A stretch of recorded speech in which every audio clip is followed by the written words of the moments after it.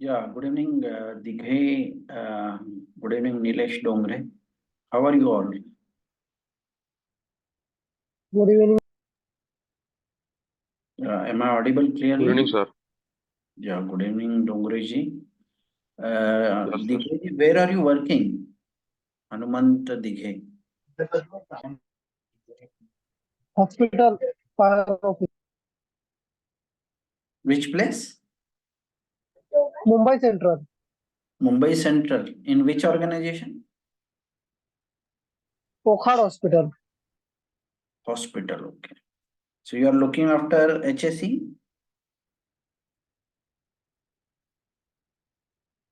You Yes, are sir. into. Previously, I was working in the chemical plant.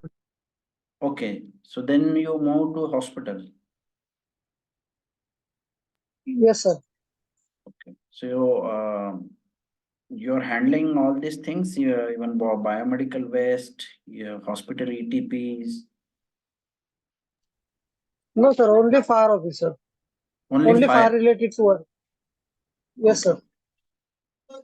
no problems. So फक्त दोनच लोक आहे पण we will have to wait for others to join.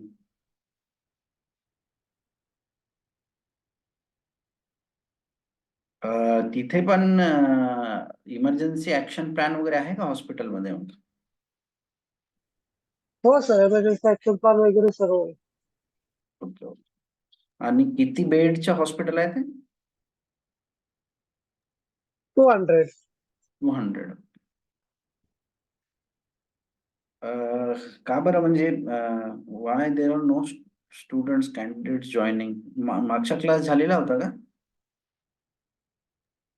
तर just संपला आता join करते. ओके. चला मग I think we should start. 10 मिनिटं झालेले आहे. तर आज आपण कम्प्लीट करणार आहोत emergency action plans. We have been learning since maybe 1 week, आणि काही ना काही कारणामुळे ते होत नाही आहे. तर let us hope today it will be finished. तर मी स्टार्ट करतोय मग. I am sharing the screen.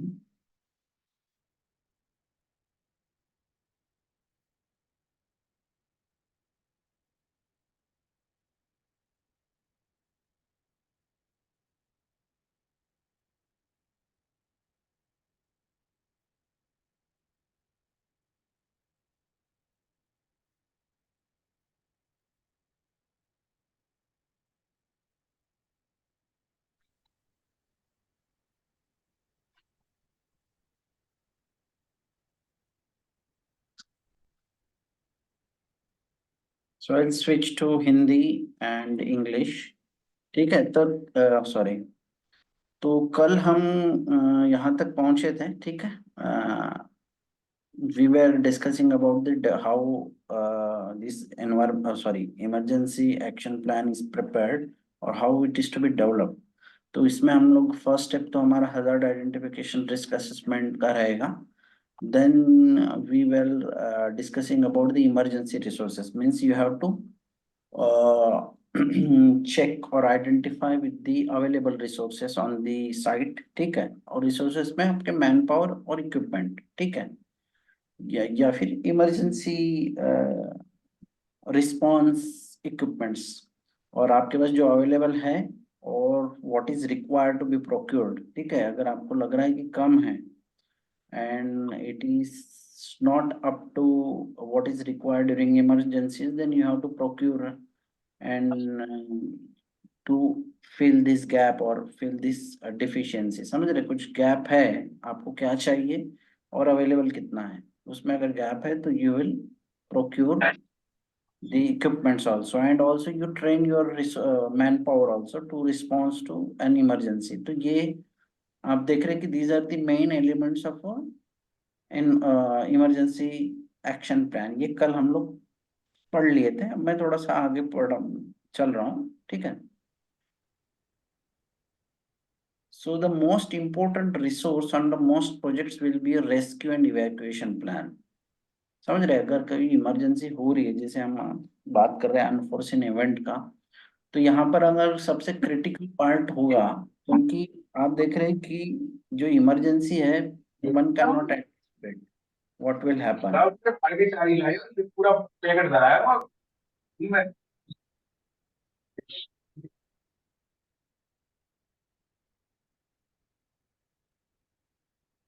ठीक है, ये इमरजेंसी में देखिए, जैसे हम इफेक्ट्स की और कॉन्सिक्वेंसेस की भी बात कर रहे थे। बाकी लोग भी शायद ज्वाइन हो गए हैं, those who have joined late, so good evening to all. और आज हमने स्टार्ट कर दी है क्लास जल्दी, क्योंकि थोड़ा सा लेट ज्वाइन हो गए थे। तो हम लोग कल जहाँ रुके थे वहां से आगे बढ़ रहे हैं, और कोशिश करते कि आज ये हो जाए। तो इमरजेंसी के हम कॉन्सिक्वेंसेस और उसकी इफेक्ट की बात कर रहे हैं। फॉर एग्जांपल कि what significant impact or the catastrophic effect these emergencies could have will have, sorry, ठीक है। तो उसको आपको लिमिट करना है, और हम ये इमरजेंसी प्लान से उसको कर सकते हैं, वो कॉन्सिक्वेंसेस को, उस इफेक्ट को। लेकिन अगर आप इसमें सबसे क्रिटिकल पार्ट देखेंगे इमरजेंसी में, तो वो ये है कि rescue and evacuation. Rescue and evacuation यानी बचाव, और वहां से सेफ तरीके से लोगों को निकालना।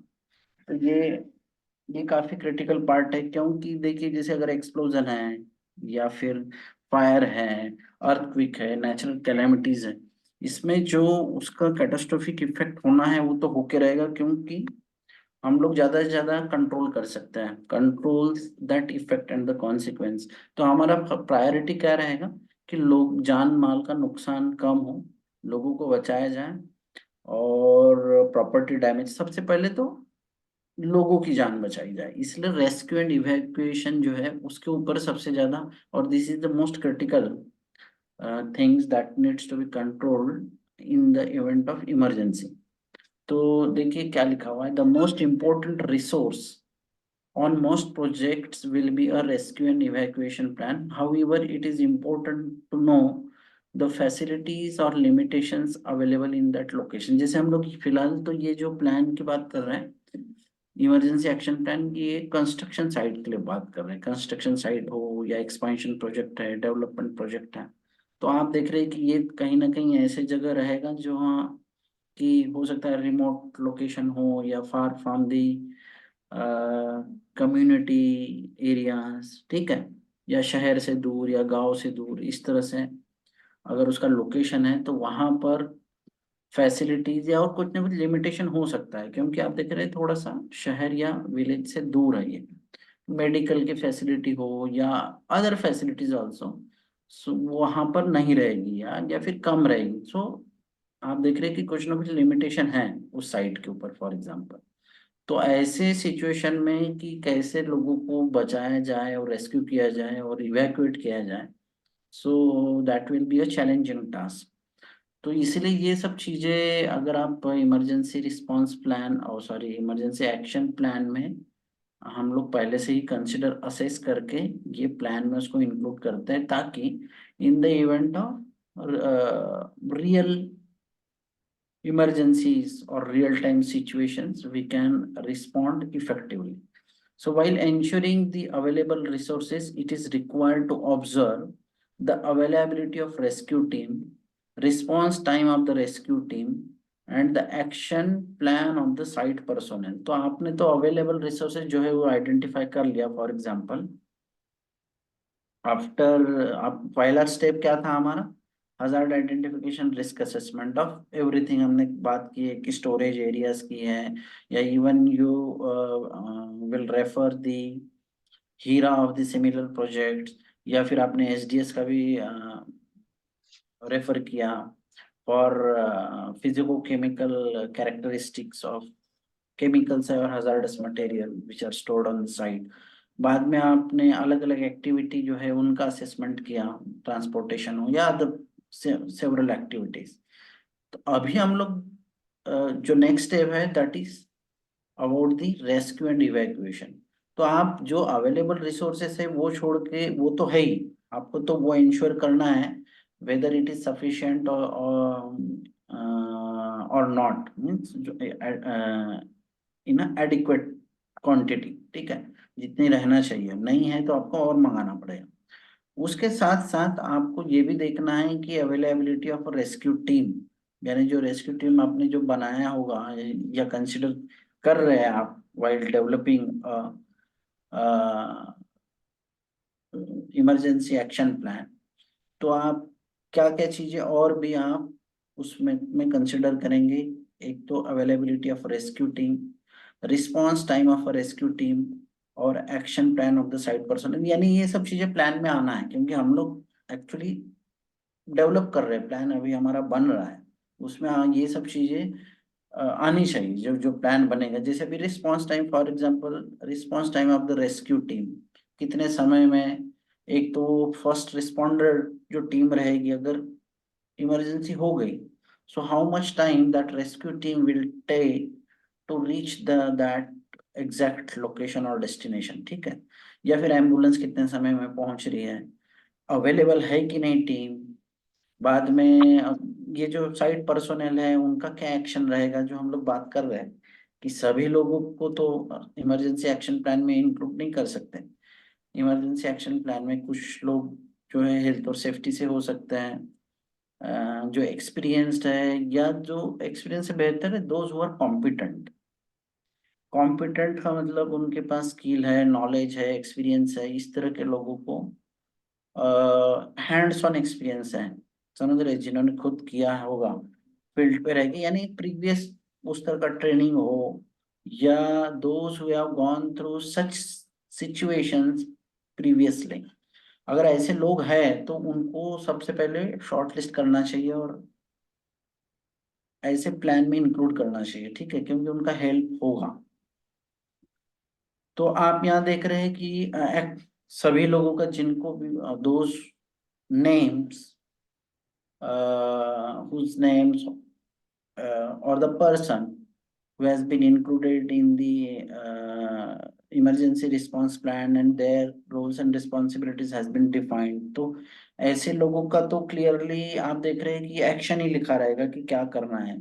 वो फायर फाइटिंग टीम हो, हेल्थ सेफ्टी की टीम हो, एनवायरमेंट वाले लोग हो, इंसिडेंट कंट्रोलर हो, चीफ कंट्रोलर हो, सबका रोल्स एंड रिस्पॉन्सिबिलिटी डिफाइन रहेगा। वो तो करना है एक्चुअली, डिफाइन रहेगा का मतलब आप प्लान बना रहे हैं, you are still in the process of making और डेवलपिंग अ प्लान। तो रोल्स और रिस्पॉन्सिबिलिटी आएगी, उसमें एक्शन मोड में आप लिखेंगे कि इनको क्या करना है, ठीक है। दूसरा आप ये चीज भी उसमें ऐड करना पड़ेगा कि कितना टाइम में ये टीम ने साइट पे पहुंचना है ड्यूरिंग इमरजेंसी, और अवेलेबिलिटी ऑफ रेस्क्यू टीम, ठीक है। तो ये इंश्योर करना पड़ेगा कि suppose there are 40 to 50 different people from different departments which were included in the team, ठीक है, या प्लान, तो उनके फिर कॉन्टैक्ट नंबर, फोन नंबर, और दूसरे भी मोड ऑफ कॉन्टैक्ट क्या है, वो सब कुछ वहाँ इंक्लूड करना पड़ेगा, ताकि one can ensure that these person are available 24/7, ठीक है। क्योंकि इमरजेंसी तो कब आएगी बोल नहीं सकते, तो इसीलिए इनकी अवेलेबिलिटी हाँ इंश्योर करने के लिए उनके फोन नंबर है, कॉन्टैक्ट नंबर है, कहाँ रह रहे हैं, address, everything should be mentioned in the और to be must be included in the ERP, emergency response plan. So other on-site resources such as fire extinguishers, spill containment equipment, first aid kits must be maintained and clearly identified. तो ये जैसे हम लोग फिलहाल identification और development process में है, suppose ये प्लान के बनाने में, तो हमने पहले तो हजार्ड सर्वे वगैरह कर लिया था, हजार्ड आइडेंटिफिकेशन रिस्क असेसमेंट में। फिर हम लोग देख रहे हैं कि रिसोर्सेस की अवेलेबिलिटी की बात कर रहे हैं सेकंड स्टेप में हम लोग, कि इक्विपमेंट और मैन पावर। तो इक्विपमेंट में आपको ये सब चीजें और चेक करना है कि कितनी क्वांटिटी में है, कितनी लगेंगी, are they sufficient, are they adequate. जैसे फायर एक्सटिंग्विशर, स्पिल कंटेनमेंट, यानी फायर एक्सटिंग्विशर या फिर आपके फायर फाइटिंग इक्विपमेंट है, या फिर फायर हाइड्रेंट वगैरह सभी, क्योंकि इस तरह के बड़े फायर या एक्सप्लोजन होंगे तो उस जो सिवेरिटी को हैंडल करने के लिए आपके पास इक्विपमेंट और ये सारी इक्विपमेंट की कैपेबिलिटी रहना चाहिए, ठीक है, उतना उस कैपेसिटी के रहने चाहिए कि वो सिचुएशन को, उस इमरजेंसी को हैंडल कर सके। तो fire extinguisher, spill containment equipment का मतलब कि जैसे स्पिल का इमरजेंसी हो गया, समझ रहे, कि लार्ज क्वांटिटी और large volume of, for example LDO और ऑयल जो है हैज बीन स्पिल्ड सपोज, या फिर ऐसे समझो कि ड्यूरिंग मानसून वाला सिनारियो पकड़ो, कि बारिश के समय में सपोज आपके 15-20 ऑयल के ड्रम जो है वो, और कंस्ट्रक्शन साइट है, this is not a established factory और अ प्रोडक्शन प्लांट नहीं है, कंस्ट्रक्शन साइट है, कहीं एक्सकेवेशन का काम चल रहा है, कहीं मूवमेंट हो रहा है, यानी आप देख रहे हैं कि ग्राउंड लेवलिंग वगैरह इस तरह के काम चल रहे हैं, रफ सरफेस है, और एक्सकेवेशन हुआ है, कहीं पीट में पानी जमा हो गया ड्यूरिंग मानसून, और आप पता चल रहा है कि कहीं नजदीक पास ऑयल का स्टोरेज हो, और वहां से कुछ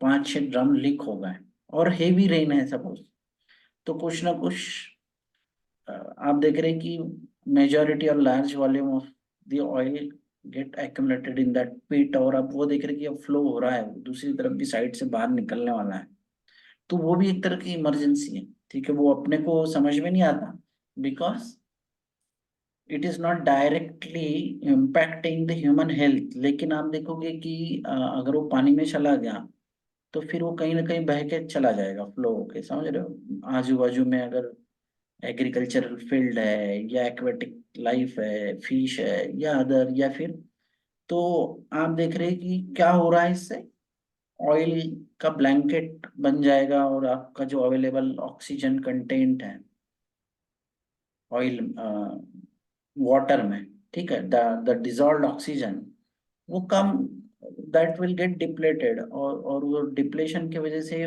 पानी में रहने वाले जो एक्वेटिक लाइफ है उनको अगर ऑक्सीजन नहीं मिलेगा तो मर जाएंगे। क्यों? क्योंकि ये जो ऑयल का जो आप देख रहे हैं ना, वो ऊपर के सरफेस पे ही रहता है ना, क्या बोलते हैं उसको, भूल रहा हूँ क्या, लेयर, ऑयल फ्लोटिंग, लेयर। हाँ, लेयर बनता है या फ्लोट होते रहता है वो, समझ रहे हैं, वो because both are not miscible, अगर वो मिल जाते तो कोई बात नहीं, लेकिन बोथ आर इमिसिबल, तो अलग अलग लेयर रहती है, ऑयल की लेयर, पानी की लेयर, तो ऊपर में अगर सपोज उसने ऑयल का ब्लैंकेट बन गया, तो जो एटमॉस्फेरिक ऑक्सीजन जो है वो पानी में नहीं मिल पाता, यानी जो नेचुरल प्रोसेस है एब्जॉर्प्शन और इवापोरेशन की, वो नहीं हो पाती, और ये ऑयल उसको ब्रेक कर देता है, तो फिर वो नीचे पानी में रहने वाले जो भी एक्वाटिक लाइफ है वो फिर धीरे धीरे स्टारवेशन, समझ रहे हो, ऑक्सीजन नहीं मिलेगा, दूसरे भी, और उनकी जो भी प्रोसेसेस है मेटाबॉलिक, वो नहीं होगी, या उसमें कोई ना कोई रुकावट होगी, तो वो उनकी डेथ होने लगी। तो ये भी एक तरह की इमरजेंसी है, हम लोग स्पील की बात कर रहे थे, तो स्पील कंटेनमेंट इक्विपमेंट है क्या अपने साइट के ऊपर? अभी क्या है, ज्यादा डिस्कशन के लिए भी समय नहीं है, इसको खत्म करेंगे 1-2 दिन में, फिर वो ट्रांसपोर्टेशन प्लान वगैरह है। तो ये जो स्टील का कंटेनमेंट इक्विपमेंट साइट पे है, कितने हैं नहीं है, तो उसकी भी तैयारी आपको करना पड़ेगा, या मंगाना पड़ेगा, प्रोक्योरमेंट, उसके लिए बजट एलोकेट करना पड़ेगा, वो मैनेजमेंट को बजट के लिए प्रोविजन करना पड़ेगा, वैसा प्रावधान रखना पड़ेगा कि ऐसे जो इमरजेंसी है इनको हैंडल करने के लिए कितना बजट एलोकेट करना चाहिए, वो थोड़ा सा उसका भी इकोनॉमिक असेसमेंट जो उस के फील्ड के एक्सपर्ट लोग हैं वो करेंगे, ठीक है। बाद में ये ने हो गया ये इक्विपमेंट, स्पील के इक्विपमेंट आपको पता है क्या, स्पील कंटेनमेंट इक्विपमेंट,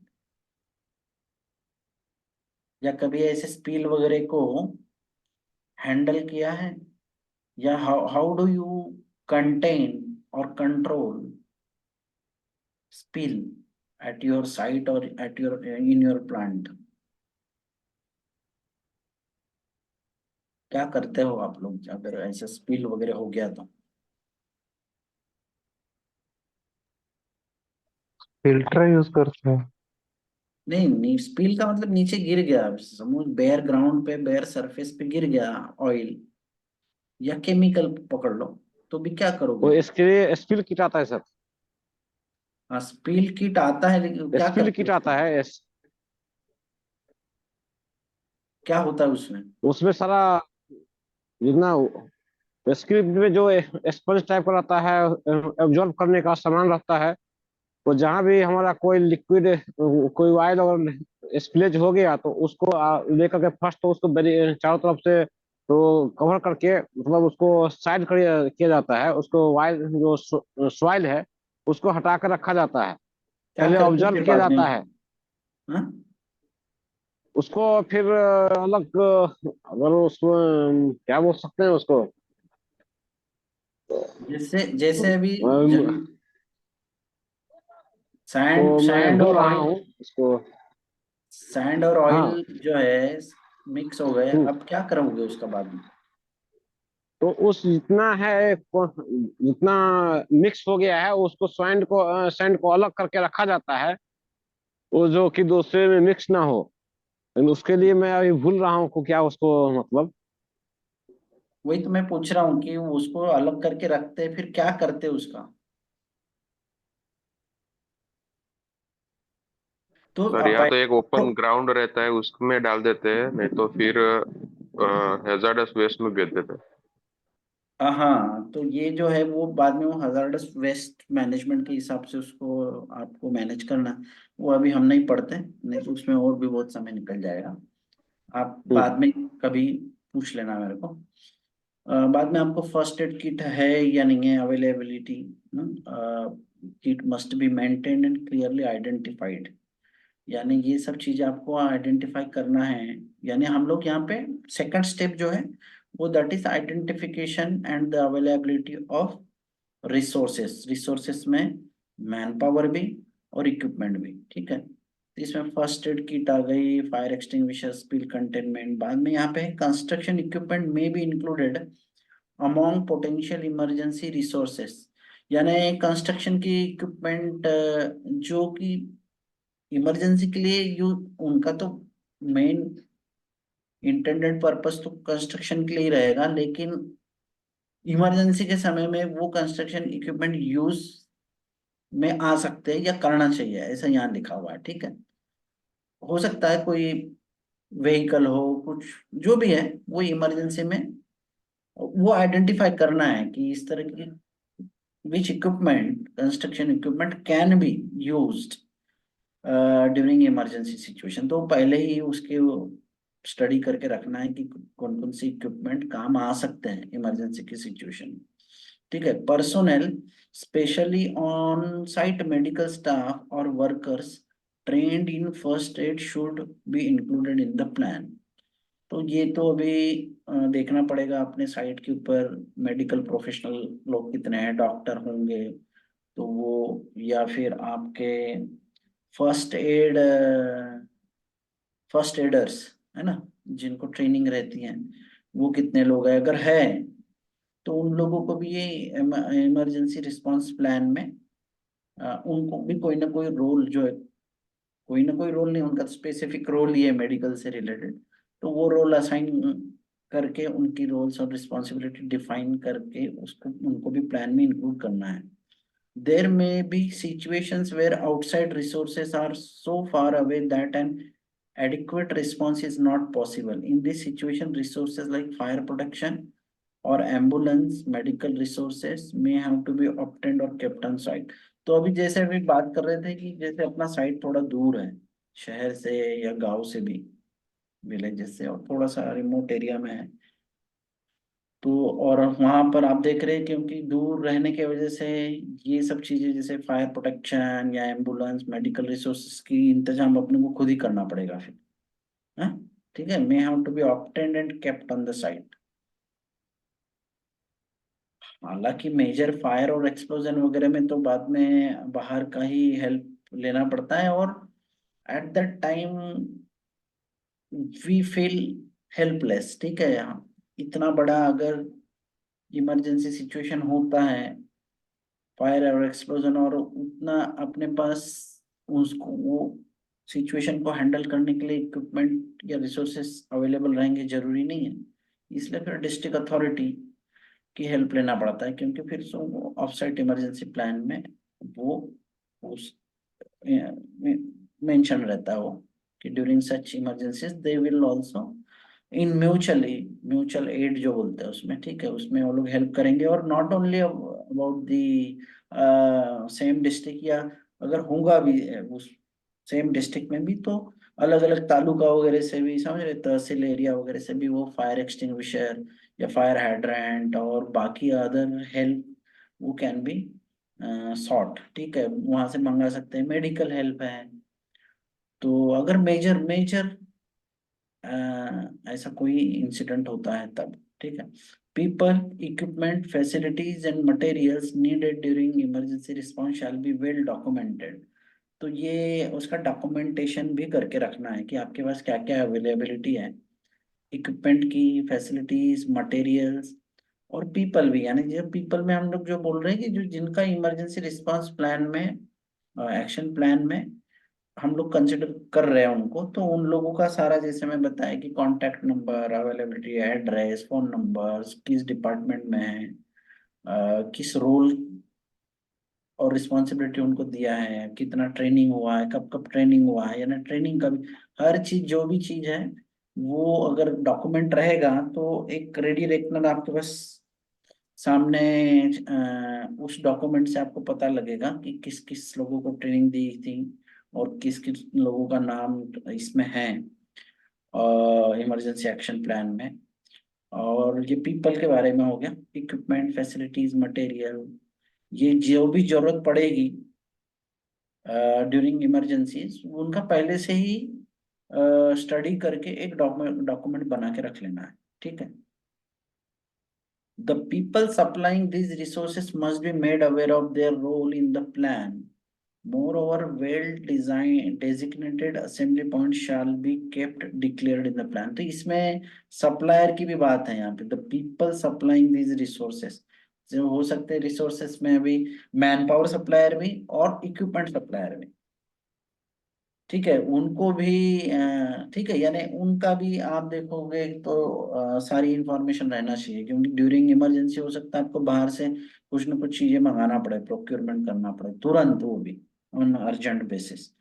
तो उनकी भी जानकारी अपने पास रहना चाहिए, उनको भी अवेयर करके रखना है कि ड्यूरिंग इमरजेंसी इस तरह, क्योंकि आपको पता है कि फॉर एग्जाम्पल हमने नेचर ऑफ द जॉब की भी बात की स्टार्टिंग में, during the development of a plan, कि जैसे आपको पता है खुद आपका प्लांट है, आप या सॉरी आपका कंस्ट्रक्शन साइट है, तो किस तरह की इसमें हजार्ड हो सकता है या किस तरह की इमरजेंसी आ सकती है, ठीक है।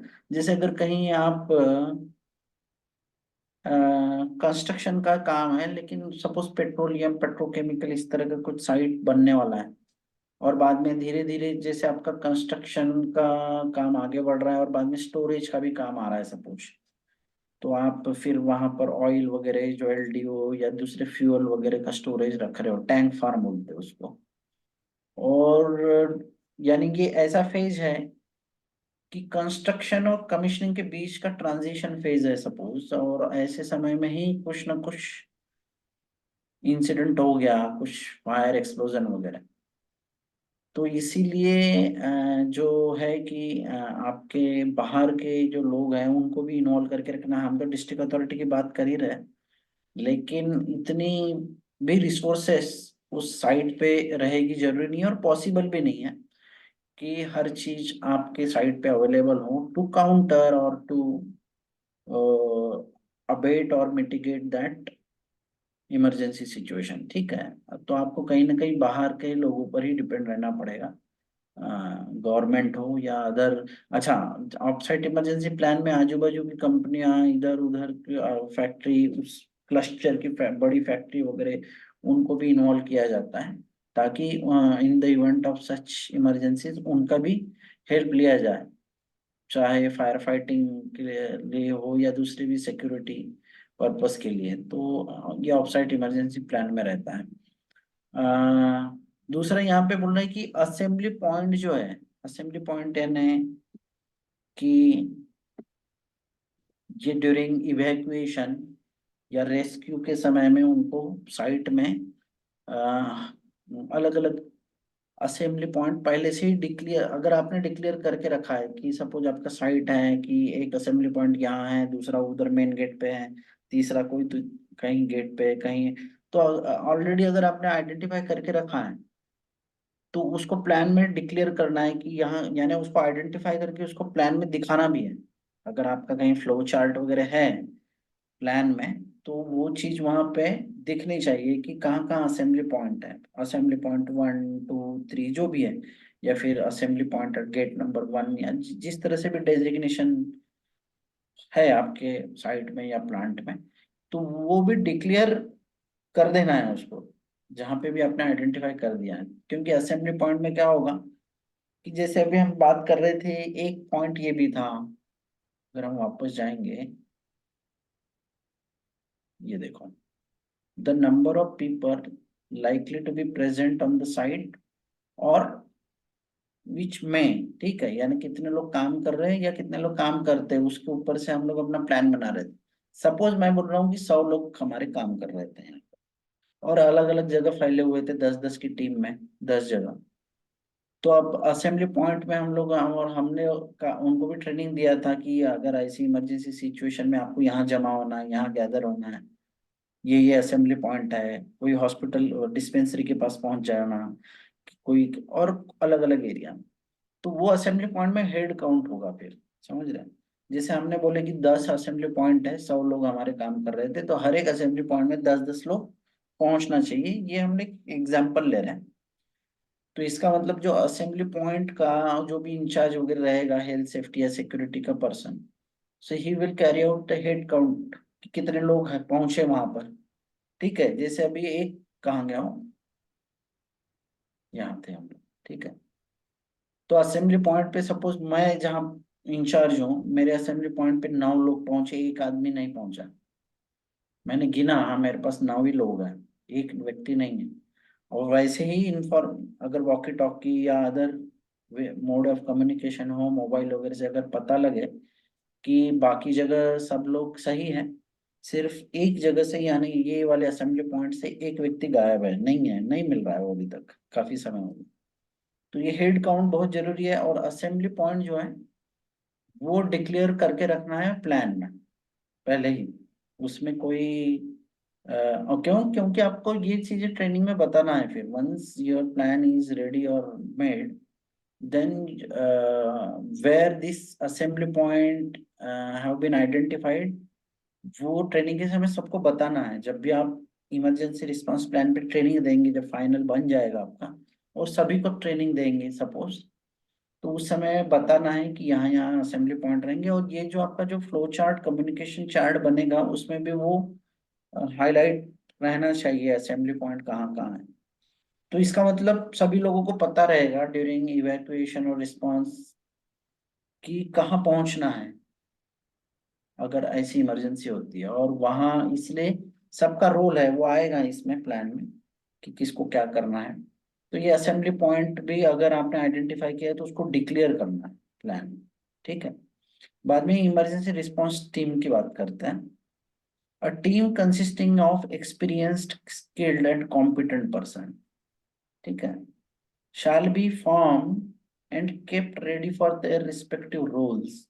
The team shall be informed with the probable scenarios of emergency. They shall be trained in order to handle such situation. तो ये तो हम लोग बात करते आ रहे हैं 4 5 दिन से कि इमरजेंसी रिस्पांस टीम में जो भी सीनियर मोस्ट लोग होंगे, सीनियर मोस्ट से ज्यादा कॉम्पिटेंट, सीनियर सीनियरिटी का कोई मतलब नहीं रहता आज के डेट में, जिसको जो कॉम्पिटेंट है, कॉम्पिटेंट का मतलब कि वो हर तरह से कॉम्पिटेंस, कॉम्पिटेंसी का मतलब वो नॉलेज है, ट्रेनिंग है, स्किल है, सब है, ठीक है, हैंड्स ऑन एक्सपीरियंस है, अलर्ट है, ठीक है, और प्रेजेंस ऑफ माइंड है, ऐसे समय में दिमाग भी काम करना चाहिए। तो ऐसे अगर लोग हैं आपके टीम में तो उनको आप, और बाद में हर एक डिपार्टमेंट से रहना भी जरूरी है, ठीक है, फायर है, सिक्योरिटी है, और दूसरे डिपार्टमेंट से, वो भी that is also one of the, वो रिक्वायरमेंट की बात नहीं, वो रहना ही चाहिए क्योंकि प्रोसेस का नॉलेज उन्हीं को रहेगा, अलग अलग फील्ड वाले जो लोग हैं, फायर है, हेल्थ एंड सेफ्टी है, एनवायरनमेंट है, आपके जो लाइन मैनेजर्स हैं, यानी जो प्रोडक्शन प्रोडक्शन तो नहीं है, कंस्ट्रक्शन की बात है, तो कंस्ट्रक्शन जब प्रोजेक्ट मैनेजर वगैरह, तो वो सब लोग यहाँ पे रहेंगे अगर इमरजेंसी रिस्पांस टीम में, तो वो अच्छे इफेक्टिवली मैनेज कर सकते हैं सिचुएशंस में। ठीक है, तो team shall be informed with probable scenarios. तो ये जो टीम जो बनेगी, जो हम लोग बात करते आ रहे थे, जैसे आई वाज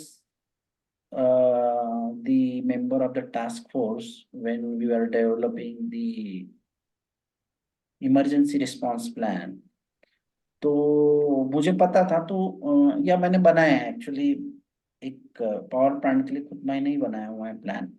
तो ये आपको पहले ही प्रोबेबल सिनेरियोस आपको अलग अलग बताया जाएगा, जो टीम में है। आप देख रहे हो कि वीकली मीटिंग हो रही है इसके ऊपर, टास्क फोर्स जो कमेटी आपकी बनी है उसमें, और हर कमेटी में सपोज हम लोग डिस्कस कर रहे हैं कि क्या सिनारियो हो सकते हैं, क्या इमरजेंसी हो सकती है, किस सिनारियो से इमरजेंसी हो सकती है, ठीक है, या इमरजेंसी इवेंट हो सकता है।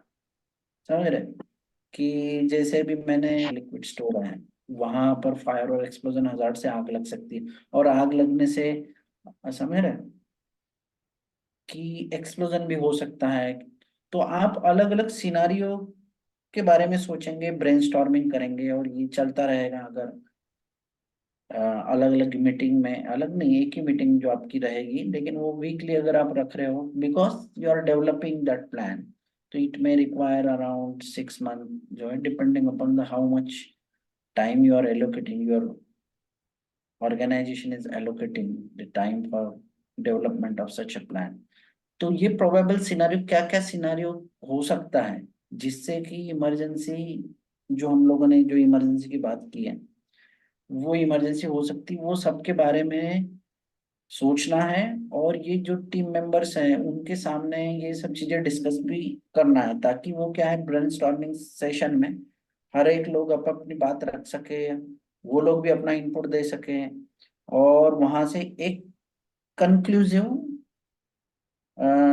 बातें सामने निकले कि किस तरह से हम रिस्पॉन्स किया जाए ड्यूरिंग इमरजेंसी, अगर इस तरह के इमरजेंसी होती है तो। ठीक है, they shall be trained in order to handle situation. तो ये हम तो बात कर ही रहे हैं कि जो लोग इमरजेंसी रिस्पांस प्लान में रहेंगे उनको ट्रेनिंग देना है।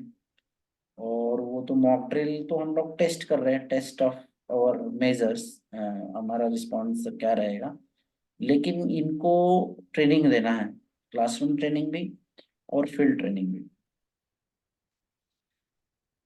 कम्युनिकेशन सिस्टम, ये भी बहुत ही ज्यादा इम्पोर्टेंट है, इसके ऊपर भी हम लोग बात करते आ रहे थे। एन इम्पोर्टेंट की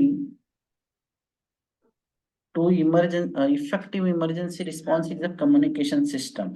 ठीक है, which can play which can relay accurate information. तो अगर आप कोई भी कम्युनिकेशन सिस्टम जो है, वो तभी इफेक्टिवली हम बोलेंगे काम कर रही है जब वो अपना पर्पस सर्व करे। जैसे कि आप कम्युनिकेशन सिस्टम में क्या कर रहे हैं, मैसेज कन्वे कर रहे हैं एक जगह से दूसरी जगह, या एक व्यक्ति से दूसरी व्यक्ति के पास आप मैसेज कन्वे कर रहे हैं, वही कम्युनिकेशन सिस्टम में होता है। ठीक है, you are communicating something, you want to communicate और convey your message to the receiver, लेकिन आप जो बताना चाह रहे हैं वो उस तक पहुंचा नहीं, या पहुंचा लेकिन उसको समझा नहीं, तो फिर ये जो हमारा कम्युनिकेशन का जो ऑब्जेक्टिव है वो फेल हो जाता है फिर। समझ रहे, जैसे कि वर्कर लोग हैं सपोज, वो हिंदी समझते भाषा, और आप इंग्लिश में कन्वे कर रहे हो कोई मैसेज इमरजेंसी सिचुएशन में भी, तो वो उनको अगर समझ में ही नहीं आ रहा है, तो आप जो बताना चाह रहे थे वो उनको समझ में ही नहीं आया, और फिर कुछ भी हो सकता है इमरजेंसी में। तो हम तो बोल ही रहे हैं कि कैटास्ट्रोफिक इफेक्ट हो सकता है, कुछ भी, नोबडी कैन फोरकास्ट कि क्या हो सकता है, ठीक है, कुछ भी हो सकता है इसमें।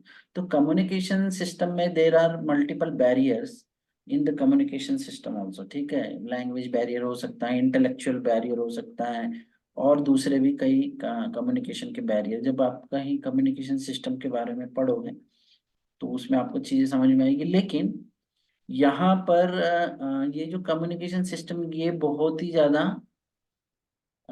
इम्पोर्टेंट की फैक्टर है आपके इमरजेंसी रिस्पांस प्लान में। क्योंकि क्या है, उस समय इंफॉर्मेशन बराबर फ्लो होनी चाहिए और वो करेक्ट इंफॉर्मेशन हो। आप जैसे अगर चीफ इंसिडेंट कंट्रोलर है, बाद में इंसिडेंट कंट्रोलर है, और वो किसी को इंफॉर्मेशन दे रहे हैं कि आप वहां से हट जाइए, या वो असेंबली पॉइंट पे पहुंच जाइए, या फिर यहाँ, या अगर असेंबली पॉइंट पे जो है उन्होंने इन्फॉर्म किया कि नहीं सर यहाँ पे 10 में से 9 लोग हैं, अगर वो गलत न्यूज निकल गई, तो ये समझ रहे कि कम्युनिकेशन सिस्टम जो है ड्यूरिंग इमरजेंसी, वो एक तो रिलायबल रहना चाहिए, कहीं तो भी होगा यहाँ वर्ड, और दूसरा वो इफेक्टिव रहना चाहिए, नहीं तो वो सिस्टम का मतलब नहीं। दूसरा, कम्युनिकेशन सिस्टम में ये तो फ्लो ऑफ इंफॉर्मेशन होगी, आपके डिवाइसेस वगैरह भी काम करना चाहिए। समझ रहे हैं, आप किसी को फोन लगा रहे हो, या फिर फोन नहीं है तो वायरलेस होगा उस समय, या वॉकी टॉकी वगैरह जो, क्योंकि आपको दूसरे अल्टरनेटिव कम्युनिकेशन डिवाइसेस का भी अरेंजमेंट करके रखना पड़ेगा। समझ रहे हैं, क्योंकि नहीं तो मैसेज कैसे कन्वे होगा, या हो सकता है उस समय फेल्योर हो गया, पावर शट डाउन हो गया, या दूसरी भी चीजें हो गई, तो आप कैसे कन्वे करेंगे मैसेज। ठीक है, यहाँ देखते क्या लिखा हुआ। So in this regard highly reliable which can relay accurate information, तो ये एक्यूरेट होना, ट्रू ट्रू रहना चाहिए, एक्यूरेट रहना चाहिए information. In this regard highly reliable communication equipment, highly reliable यानी जिसके ऊपर आपको भरोसा है, ऐसे इक्विपमेंट, नहीं तो पता चल रहा है कि ला के खरीद के रखे हो आपने, बेकार क्वालिटी के हैं, और बाद में उसी दिन वो काम नहीं कर रहा है। ऐसे नहीं रहना चाहिए। यानी आपने जो कम्युनिकेशन इक्विपमेंट बनाए हैं वो अच्छे क्वालिटी के हो, ताकि आपका साथ दे वो, और वो खराब ना हो, ठीक है। So in this regard highly reliable communication equipment must be used. Availability of a backup system is also smart choice, तो जैसे मैंने बताया कि बैकअप अगर रहेगा, सपोज वॉकी टॉकी है, दूसरा कम्युनिकेशन सिस्टम है, या फिर जो आजकल जो भी सोफिस्टिकेटेड वे और सिस्टम होगा, उसके बारे में मेरे को ज्यादा पता नहीं, लेकिन जो भी और भी मोड ऑफ कम्युनिकेशन होंगे, उसका अगर बैकअप करके रखता है ऑर्गेनाइजेशन, तो रुकावट नहीं आएगी मैसेज एक जगह से दूसरी जगह कन्वे करने में, ठीक है। Along with good communication procedure, effective procedures and trained personnel are key elements of the emergency action plan। ये तो प्रोसीजर की हम लोग बात कर रहे हैं कि सही प्रोसीजर आपकी इमरजेंसी रिस्पांस प्लान में रहना चाहिए। पर्सोनल की भी बात हो गई, वो ट्रेंड रहना चाहिए, लेकिन कम्युनिकेशंस प्रोसीजर या आपका सिस्टम है वो भी बहुत जरूरी है, ठीक है। क्योंकि जैसे यहाँ पे हम कमांड की भी बात कर रहे हैं कि this is a chain of command emergency action plan में, और यूनिटी ऑफ कमांड ऊपर से बराबर नीचे तक, या नीचे से ऊपर तक जो कम्युनिकेशन है वो सही प्रोटोकॉल में रहना चाहिए, या जो which has been identified and agreed while developing a plan, तो वो हिसाब से ही होना चाहिए। और उस समय आपके ये जितने भी कम्युनिकेशन डिवाइसेस है वो चलना भी चाहिए, उन्होंने साथ देना चाहिए। हाँ, इसलिए उनका भी टेस्टिंग, और वो फंक्शनल है या नहीं है, वो बीच बीच में करते रहना जरूरी है। इसलिए ये जो हम लोग मॉक ड्रिल वगैरह की बात कर रहे हैं, तो उसमें we are testing everything, not only about the availability response of the personnel, but also of the equipment, instrument, devices, everything. We are testing their effectiveness also, और बाद में उनकी फंक्शनैलिटी वगैरह वो सब, वो टेस्ट में बाहर निकल के आ जाएगा कि कितने सही तरीके से काम कर रहे हैं कि नहीं। जैसे सायरन बजा कि नहीं, आपका सायरन नहीं और दूसरे भी हॉर्न है, या जो भी है, अदर आपकी कम्युनिकेशन अलार्म सिस्टम है, बाद में आपका मेडिकल सर्विस में आपके जो एम्बुलेंस वगैरह है, हर चीज का उसमें टेस्ट हो जाएगा मॉक ड्रिल में। So a communication must be made of a strategically placed equipment and properly defined responsibilities. तो ये हम लोग इक्विपमेंट और रिस्पॉन्स जो पर्सोनल होंगे इमरजेंसी एक्शन प्लान में, उनके कम्युनिकेशन सिस्टम की बात कर रहे हैं, कौन किसको ऑर्डर फॉलो करेगा, कहाँ से कमांड आएगा, और बाद में ये डिवाइसेस के भी कि कहाँ कहाँ पर वो प्लेस है, स्ट्रेटेजिकली प्लेस्ड। इसका का मतलब यह है स्ट्रेटेजिकली का मतलब कुछ महत्वपूर्ण जगह पे, समझ रहे, बहुत इंपॉर्टेंट जगह पे प्लेस रहना चाहिए इक्विपमेंट होगा। ऐसा नहीं कि कहीं पर भी हो सकता है, आपका मेन गेट पे हो, एडमिनिस्ट्रेटिव बिल्डिंग के पास हो, प्रोडक्शन फैसिलिटी के पास हो, अ, समझ रहे हैं, या जहां पर ज्यादा लोग काम कर रहे हैं ऐसे जगह पे आप उसको, ताकि उसका कुछ ना कुछ फायदा हो उस, अगर आप मैसेज कन्वे कर रहे हो और वहां पर कहीं क्या बोलते हैं आपका जो ऑडियो सिस्टम वगैरह होगा जहां से वो मैसेज कन्वे हो जाए, तो वो ऐसी जगह आपको रखना है ताकि ज्यादा से ज्यादा लोगों तक वो मैसेज पहुंचे, ठीक है। इसलिए लिखा है strategically placed equipment and properly defined responsibilities. The emergency response plan posted in a conspicuous place on the project must identify the designated equipment and people to operate it. तो ये जो प्लान जो है ना, उसको भी प्लान में पूरा का पूरा प्लान तो अभी आपका 100 पेज का होगा, तो वो तो आपने डिस्प्ले कर सकते हैं, लेकिन एक कम्युनिकेशन या कमांड चार्ट या फिर इमरजेंट जो आपका जो फ्लो चार्ट है, वो कम से कम आप कॉन्स्पिक्यूअस प्लेस, यानी ज्यादा से ज्यादा लोग जहां से आ रहे जा रहे, जैसे मैंने भी बताया, या जहां पर इजीली विजिबल हो, लोगों का आना जाना है, प्रोडक्शन फैसिलिटी है या प्रोडक्शन टर्निंग जैसे एडमिनिस्ट्रेटिव बिल्डिंग है, गेट है, या फिर चेंजिंग रूम वगैरह है, जो भी है जहां पर ज्यादा से ज्यादा लोग देख पाए, ऐसे जगह अगर आप वो फ्लो चार्ट लगा देते हो या प्लान, अब मैंने तो बताया कि पूरा प्लान तो प्रिंट आउट लेके नहीं ये कर सकते वहाँ, लेकिन एक फ्लो चार्ट अगर रहेगा तो उसमें आपको पता चलेगा कमांड वगैरह, या और दूसरा उसमें असेंबली पॉइंट, मास्टर पॉइंट वगैरह रहेंगे, तो वो उनको समझने में आसानी होगी। दूसरा, equipment, identify the designated equipment, तो उस फ्लो चार्ट में अगर कहाँ पर फायर इक्विपमेंट है या दूसरे भी इक्विपमेंट अगर हाईलाइट कर सकते हैं तो वो भी अच्छा रहेगा, ठीक है, यानी वो रहना चाहिए, ऐसा बोल रहे हो। क्या हो गया?